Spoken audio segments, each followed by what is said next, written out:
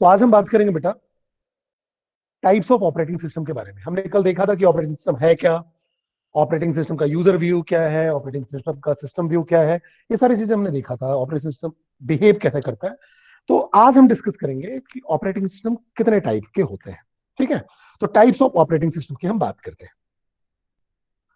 तो अगर हम टाइप्स ऑफ ऑपरेटिंग सिस्टम की बात करें तो आप देखोगे कि हमारे पास इन जनरल 8 टाइप के ऑपरेटिंग सिस्टम होते हैं। ठीक है, जैसे कि सिंपल बैच सिस्टम हो गया, मल्टी प्रोग्रामिंग सिस्टम हो गया, multi processor system, desktop system, distributed operating system, cluster system, real time operating system, handheld system की बात करेंगे। ठीक है, तो सबसे पहले हम बात करते हैं सिंपल बैच सिस्टम की, जो सबसे पहले यूज होता था। तो सिंपल अगर हम बैच सिस्टम की अगर बात करें तो पहले हम समझते हैं, फिर हम पॉइंट को डिस्कस करेंगे। तो बैच सिस्टम को समझने के लिए सबसे पहले आप देखो तो हमें देखना समझना पड़ेगा कि ये बैच होता क्या है।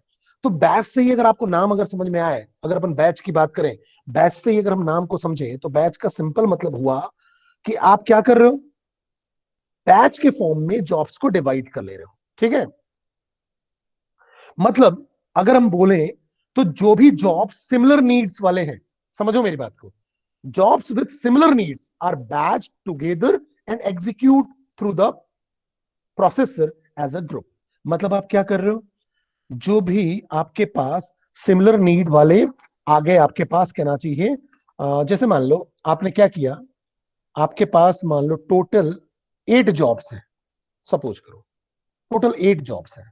ठीक है, और जॉब होता क्या है, जॉब का अगर सिंपल अपन बात करें तो जॉब का मतलब 3 चीजों से है।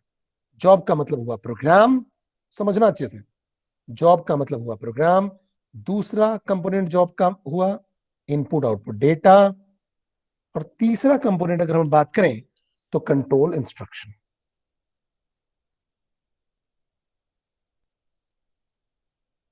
ठीक है, तो 3 चीजें हैं।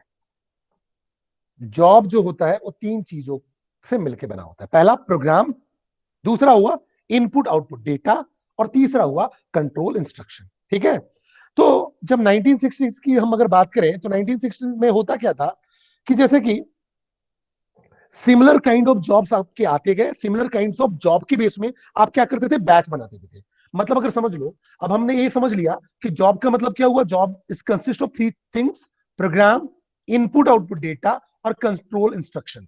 तो 1960s में जब हमारे पास, आपको पता ही था कि सबके पास इंडिविजुअल कंप्यूटर नहीं हुआ करते थे, कंप्यूटर का साइज भी बड़ा हुआ करता था। तो जहां भी कंप्यूटर होता था उस केस में आपको करना क्या पड़ता था, आप अपने जॉब्स लेके जाते थे, अपने जॉब्स लेके जाते थे। जॉब्स लेके जाना का मतलब क्या हुआ, उस जॉब में आपके पास क्या होगा, प्रोग्राम भी होगा, इनपुट आउटपुट डेटा भी होगा, कंट्रोल इंस्ट्रक्शंस भी होंगे कि एडिशन करना है, सब्ट्रैक्शन करना है, क्या है प्रोग्राम किस चीज का है, जैसे कोबोल का है, पास्कल का है, किस चीज का प्रोग्राम है, इनपुट आउटपुट क्या है, इनपुट आउटपुट डेटा क्या है, इस सबको मिला के आपका एक जॉब बन गया, जिसमें आपका प्रोग्राम हो गया, इनपुट आउटपुट डेटा हो गया, और कंट्रोल इंस्ट्रक्शन हो गया। अब आप क्या करते थे, सिंपल उसको पंच कार्ड में या पेपर टेप में, समझते चलना, सिंपल आपने क्या किया, पंच कार्ड में या पेपर टेप में आप उसको ले जाके, और या कह लो मैग्नेटिक टेप में आप उसको ले जाके आप सिंपल उसको ऑफलाइन लोड करवा देते थे। ये कहलाता है जॉब। ठीक है, और उसके बाद वहां क्या होता था, एक ऑपरेटर बैठा होता था, वो ऑपरेटर क्या करता था, आपकी जॉब को लेता था और फिर उसको एग्जीक्यूट करता था। एग्जीक्यूट का आउटपुट अगर आपका 1 दिन में आ जाए, 2 दिन में आ जाए, 5 दिन में आ जाए, जब भी आ जाए, एग्जीक्यूट होने के बाद आपको जो भी आउटपुट आता था उसको वो दे देता था, या आपको बुला के बता देता था, 1 दिन में, 5 दिन में, महीने में, या 10 वीक में, या साल भर में, जब भी रिजल्ट आ जाए उसको रिजल्ट को एग्जीक्यूट करके दे देता था। इसका मतलब अगर हम सिंपल बैच सिस्टम की बात करें तो सिंपल बैच सिस्टम में जो भी प्रोग्रामर होता था वो जॉब्स लेके जाता था। Job is consist of program, input output data, and control instruction. अब हमारे पास प्रोग्राम ने क्या किया है, तीनों का मिक्स, तीनों का कॉम्बिनेशन लेके और किसको दे देगा, ऑपरेटर को दे देगा, ऑपरेटर उसको एग्जीक्यूट करता था। अब यह बैच का मतलब क्या है बेटा, बैच का मतलब ये हुआ कि अब आपने जॉब तो बना लिया, अब जॉब बनाने के बाद आपने क्या किया कि जैसे ही आपका जॉब जॉब बन गया, जॉब बना, अब उसके बाद आपने क्या किया, अब आपने इसके बैचेस में आपने इसको डिवाइड कर लिया। बैच प्रोसेसिंग सिस्टम या बैच ऑपरेटिंग सिस्टम इसको हम इसलिए बोलते थे कि उसके बाद जो भी आपने पंच कार्ड में डेटा दिया, या कहना चाहिए मैग्नेटिक डिस्क में डेटा दिया, या कहना चाहिए आपने कहना चाहिए दूसरे टेप में डेटा दिया, या कहना चाहिए पेपर टेप में डेटा दिया, उस डेटा के बेस्ड पे जो भी आपका जॉब आ गया, अब सिमिलर नेचर की जॉब्स का आपने बैच बना लिया। जैसे कि मान लो B1, B2 और B3, ये आपके बैच हो गए। इसमें मान लो B1 के पास टोटल 4 जॉब्स हैं, B2 के पास 2 जॉब्स हैं, B3 के पास 3 जॉब्स हैं। अब इस सिमिलर नेचर के जॉब मतलब अगर कोबोल से रिलेटेड जॉब है तो B1 बैच में चला गया, अगर मान लो पास्कल से रिलेटेड है तो B2 में चला गया, और किसी दूसरे प्रोग्रामिंग से अगर रिलेटेड है तो B3 में चला गया।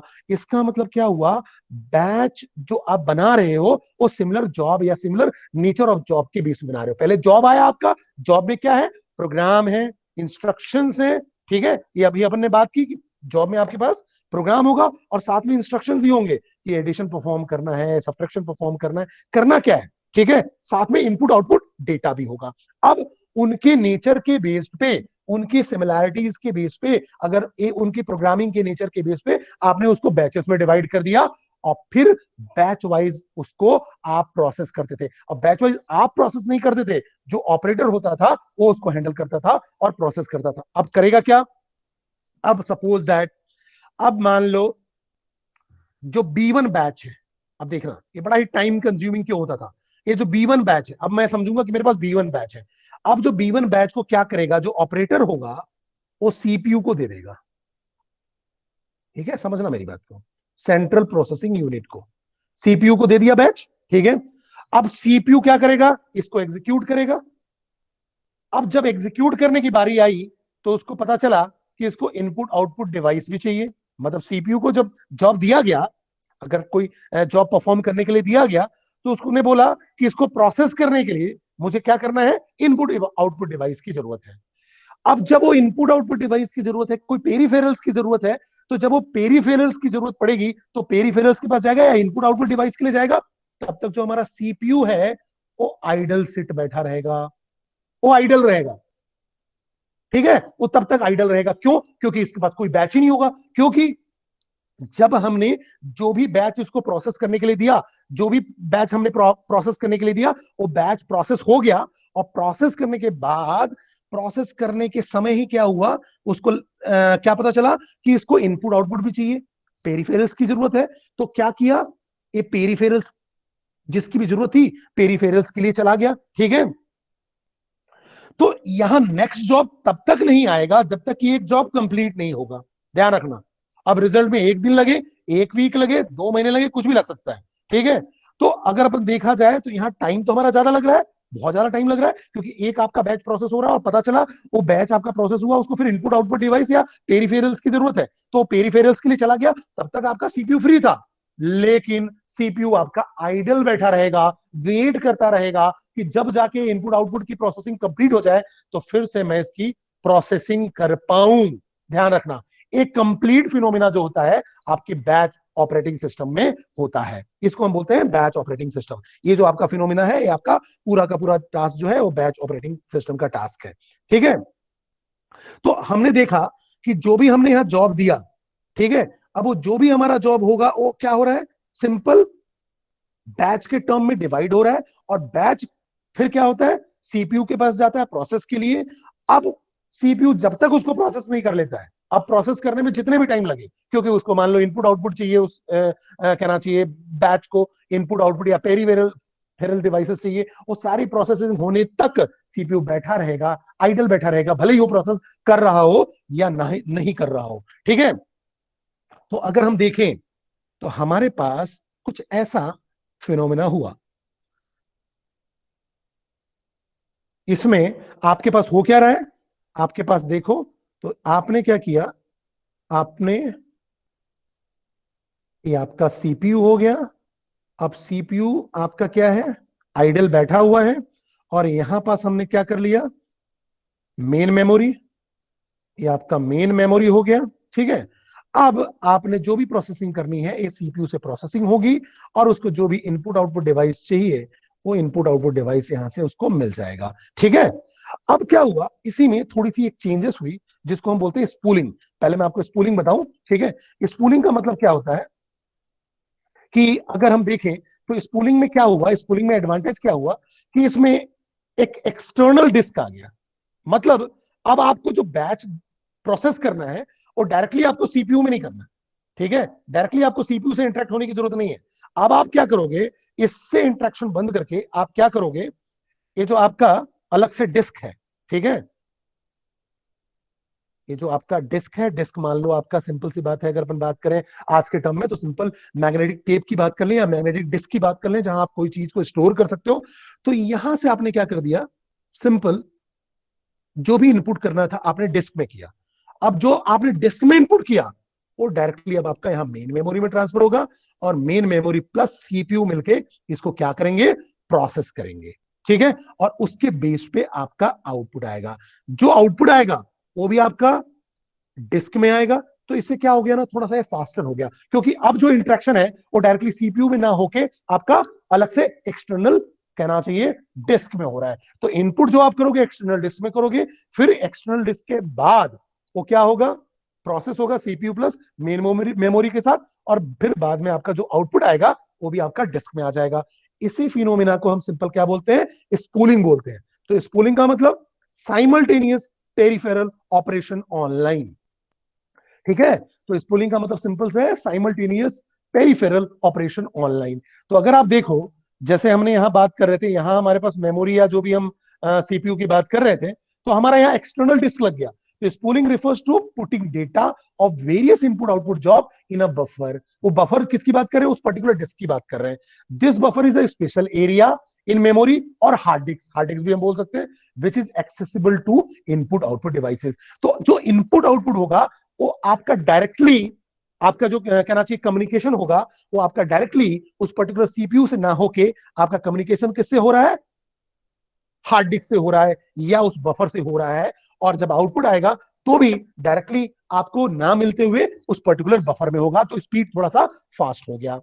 अब an operating system does the following activity related to distributed environment. कैसे, input output device, handle input output device data spooling, ठीक है, मेंटेन द स्पूलिंग बफर, और फिर क्या करती है, पैरेलल कंप्यूटेशन करेगी, जिससे कि आपको पता नहीं चलेगा कि कम्युनिकेशन कैसे हो रहा है। और इससे होगा क्या, it can perform input output in parallel fashion. It becomes possible to have the computer read data from a tape or hard disk or any other buffer, write data to disk and write out to a tape printer or any disk or any buffer, ठीक है। तो इससे फायदा क्या हुआ, आपको large buffer मिल जाएगा, ठीक है। और spooling is capable of overlapping input output operation for one job with processor operation for another job. तो हमने यहां से दो चीजें सीखी। पहली चीज हमें समझ में आई कि अगर हम बैच ऑपरेटिंग सिस्टम की बात करते हैं तो बैच ऑपरेटिंग सिस्टम में हमारे पास जॉब होता है, और job is the collection of three things. मैंने आपको बताया जॉब तीन चीजों का कलेक्शन है। क्या क्या चीजें हैं बेटा, पहला अगर हम बात करें तो जॉब के अंदर आता है हमारा प्रोग्राम, दूसरा आता है इनपुट डेटा, और तीसरा आता है कंट्रोल इंस्ट्रक्शन। इसको मिला के आपका बन गया जॉब। जॉब लेके जो प्रोग्रामर होगा वो जाएगा और कंप्यूटर के पास जो कंप्यूटर का ऑपरेटर होगा उसको देगा।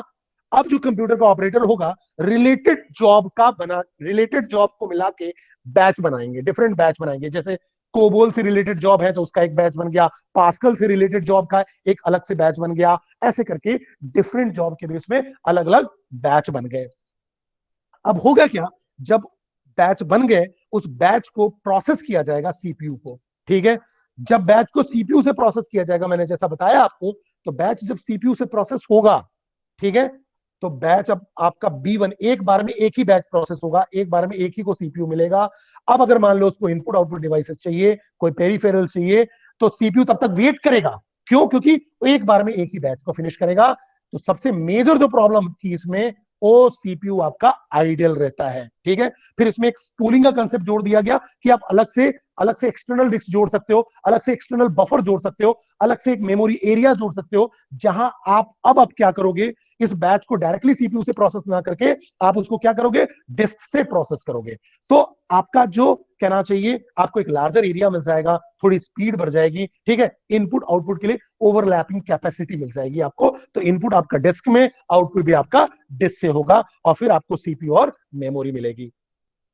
तो अपने को ये चीज समझ में आए कि in this type of system there is no direct interaction between user and the computer, क्योंकि यूजर जो प्रोग्रामर होता है वो तो अपना जॉब दे के आ जाता है, ऑपरेटर उसको प्रोसेस करता है, ठीक है। The user has to submit a job written on card or tape to a computer operation. Then computer operator plays a batch of several jobs on an input device. Jobs are batched together by type of language and requirement. Language means अगर COBOL type के हैं तो एक batch में चले जाएंगे, pascal वाले हैं तो दूसरे बैच में चले जाएंगे. Then a special program, the monitor manages the execution of each program in the batch. ठीक है. उसके बाद जब आपका एग्जीक्यूशन आ जाएगा तो आपको रिजल्ट बता दिया जाएगा. अब इसमें टाइम बहुत ज्यादा लगता था क्योंकि सीपीयू एक ही काम को करेगा, एक बार में एक ही बैच को प्रोसेस करेगा, और जब तक उस बैच को फिनिश ना कर दे तब तक वो दूसरे बैच को हैंडल नहीं करेगा. तो ध्यान रखना, the monitor is always in the main memory and available for execution. और एग्जीक्यूशन इसमें आपका 5 दिन में आ जाए, 1 दिन में आ जाए, 10 दिन में आ जाए, 2 घंटे में आ जाए, डिपेंड करता है. ठीक है. तो समझ में आ गई बात. इससे क्रश कहना चाहिए, इसका जो तो ओवरऑल क्रंच जो निकला वो हम ये कह सकते हैं कि with this operating system several programs of similar needs are batch together on a single input tape and processed through CPU as a group. The programmer sorts the program into batches with similar requirement and run each batch separately. This will give the output at some later time. ठीक है. अब time कितना लगेगा ये तो हम कह नहीं सकते, लेकिन टाइम ज्यादा लगेगा, बट ऑब्वियस है क्योंकि सीपीयू तो हमारा आइडल है उस पर्टिकुलर प्रोसेसिंग में. देन हम अगर हम बात करें तो here most of the time CPU sits idle, because जब तक आपका एक बैच प्रोसेस फिनिश नहीं कर लेता है तब तक वो आपका रुका रहेगा. ठीक है. Turn and out time from the time of submission of a program, जब तक आउटपुट नहीं आता वो भी ज्यादा होगा. ठीक है. रिसोर्स यूटिलाइजेशन वेरी लो है. अगर इसकी हम बात करें तो रिसोर्स यूटिलाइजेशन बहुत ही लो है. ठीक है. तो अगर हम एडवांटेजेस की बात करें तो एडवांटेजेस बड़े ही लिमिटेड है इसके. ठीक है. Multiple users can share the batch system. ठीक है. क्योंकि एक साथ वो आके जॉब दे जाएंगे. यूजर और कंप्यूटर का कोई इंटरेक्शन नहीं है. प्रायोरिटीज नहीं है, किसकी प्रायोरिटी पहले होगी बाद में होगी, ये प्रायोरिटी यहां नहीं है. ठीक है. लेकिन कंप्यूटर ऑपरेटर जो होना चाहिए बैच सिस्टम को जानने वाला होना चाहिए. इसको डिबग करना टफ है, कॉस्टली भी होता है. ठीक है. अदर जॉब्स को वेट करना पड़ेगा अननोन टाइम तक. ठीक है. अननोन टाइम तक, क्योंकि यहाँ सीपीयू तो बिजी है, कोई जॉब फेल हो गया तो उसका वेट करता रहेगा, किसी को इनपुट आउटपुट डिवाइस चाहिए तब तक वेट करता रहेगा. ठीक है. और here most of the time CPU sits idle. तो पुराने 1960 1970 के जो कंप्यूटर होते थे वो कहना चाहिए बैच सिस्टम को यूज करते थे. जैसे मैं आपको बताऊं, आईबीएम ने जो बनाया था फोर्ट्रेन सिस्टम, उसमें एक आईबीएम SYS 7090X जो सिस्टम था वो बैच सिस्टम था. ध्यान रखना, आईबीएम से 7090X फोर्ट्रेन सिस्टम के लिए बनाया हुआ था. ये आपका बैच सिस्टम था. ठीक है. 1960 में. ठीक है. उसके बाद की बात हम करते हैं.